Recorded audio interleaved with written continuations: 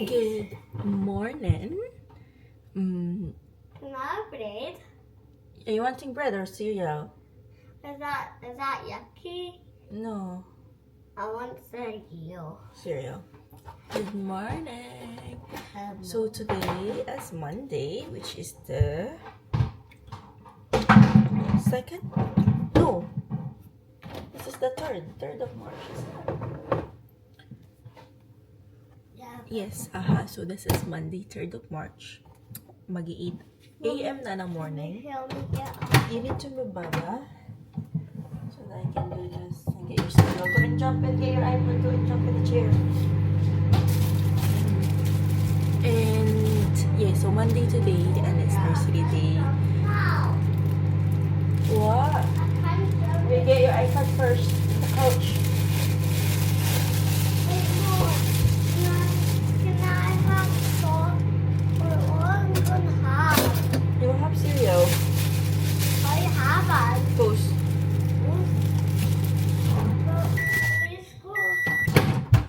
Can I have the small one? Small what? Cereal. Small toast.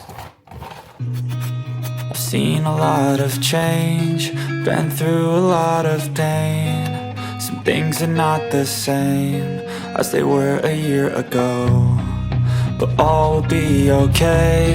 I move on each and every day. The past is where it stays, way back a year ago.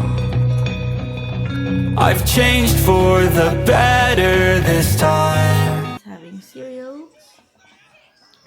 I'm having toast and coffee. Why are you having a turn on us? Because it's hot, so it protects the table. Mommy, can you move us through the desk? Running wild, never sleep, never stop. As we shout from the top, we're gonna be two hearts running wild.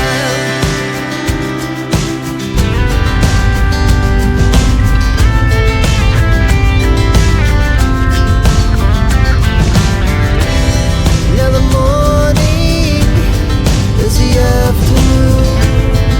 We lay awake in bed.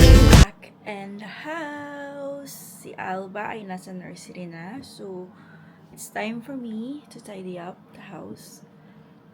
Anong oras na ba? I think 9:45. So, magta-tidy up ako kasi dumi. Ang kalat ng house. So, tidy up. Konting tidy up. And then, we'll find out what I'm gonna do next. I think I'm gonna have brunch after I tidy up. I've seen a lot of change, been through a lot of pain. Some things are not the same as they were a year ago, but all will be okay. I move on each and every day. The past is where it stays, way back a year ago.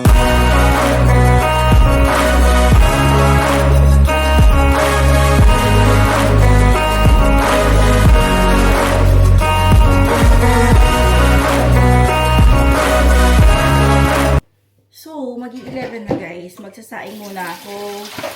Kasi, hindi pa ako nag-breakfast. Kanina, toast lang. Hindi ko naman nakain din yung toast. Nakailang kagat lang ako. Coffee lang breakfast.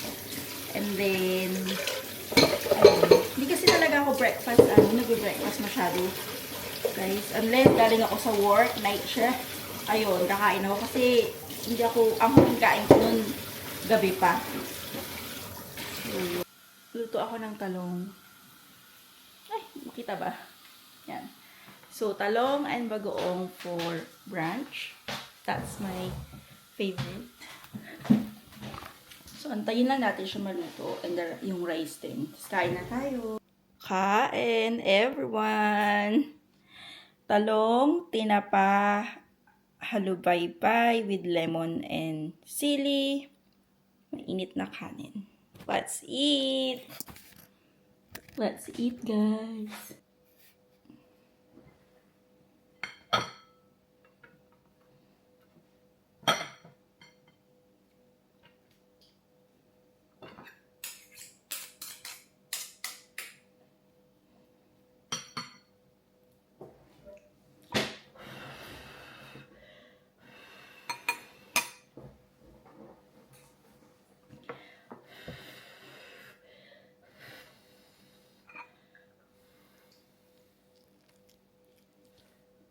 Oopsies. Mm.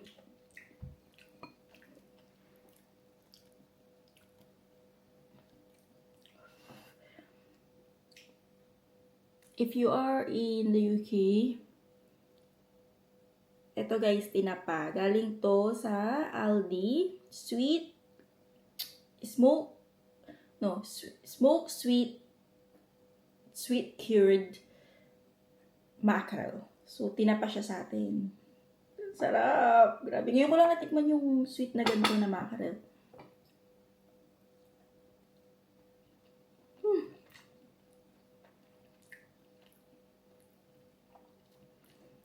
Grabe. Talong.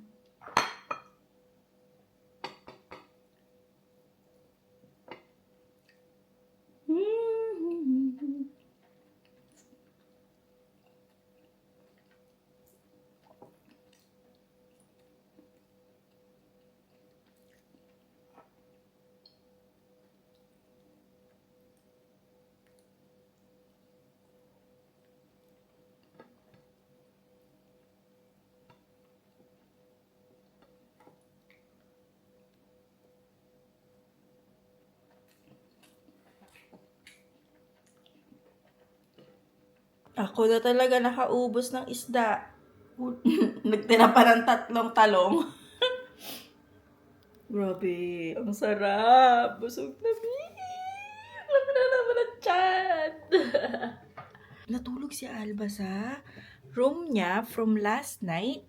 7:30 ng gabi nung nagbed kami. Hanggang almost 7:30 kaninang umaga. Andun lang siya, mag-isa sa bed niya. At least, talagang natulog siya. Talagang, tawag dito, mag-isa siya sa bed niya. Normally kasi, gigising yan ng mga bandang 1, 2, minsan later, nagigising siya. Tapos nagsasabi siya, Mama, climb up ka sa bed, ganun. Gusto niya kasi na ako mag-climb up sa bed. Sa bed namin. Ay, sa bed niya pala. So, yun, gusto niya ganun. So, kagabi, nasabi ko sa kanya, kasi wino-workout namin yung matulog siya sa sarili niyang bed, kasi nga, lumalaki na siya, and ang hirap na kapag nagko-co-sleep kami. Talagang malaki na kasi siya, guys. Ang hirap ang sakit na sa likod sa kama. So, tinatry talaga namin na doon siya sa sarili niyang bed matulog. So, sometimes, kapag nagigising siya, ako yung lilipat sa kwarto niya para hindi siya masanay sa bed namin. So, wino-workout namin yon na ganun yung setup. So, kagabi, ang sabi ko sa kanya, kapag natulog ka hanggang umaga sa bed mo, na i-wait mo si mama na magsabi na good morning, it's time to wake up, ganun, hanggang mag-wait siya sa umaga na ganun, na hindi niya ako tinatawag na pinapalipat sa bed niya. Sabi ko, magso-soft play kami sa Friday. So, yung soft play, every Friday, reward ni Alba yon. So, sa nursery din, wino-workout namin yung paglabas niya sa garden. Kasi medyo reluctant siya maglabas-labas sa garden sa nursery. Which is, kasi nga, na-burst yung lips niya, naglaglag siya last summer sa nursery, sa labas. And after nun, hindi na talaga siya lumabas, hindi siya naglaro, yung lips niya. So, natakot siya after nun.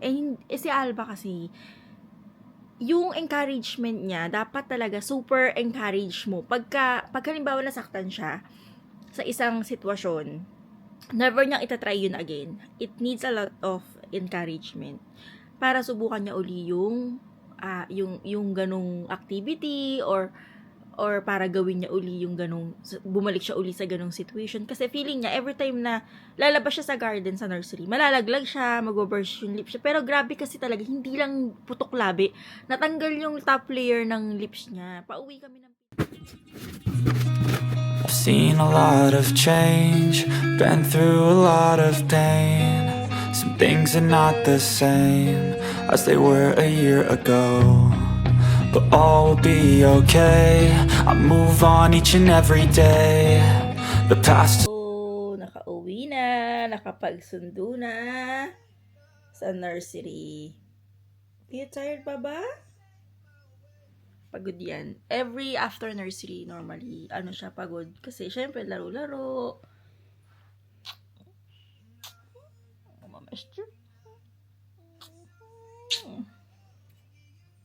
Miss ko to, guys. Miss ko to pag nagpumapasok. Grabe, miss ko dito. Miss ka ni mama, no? Can I show the guys? Okay, show the guys.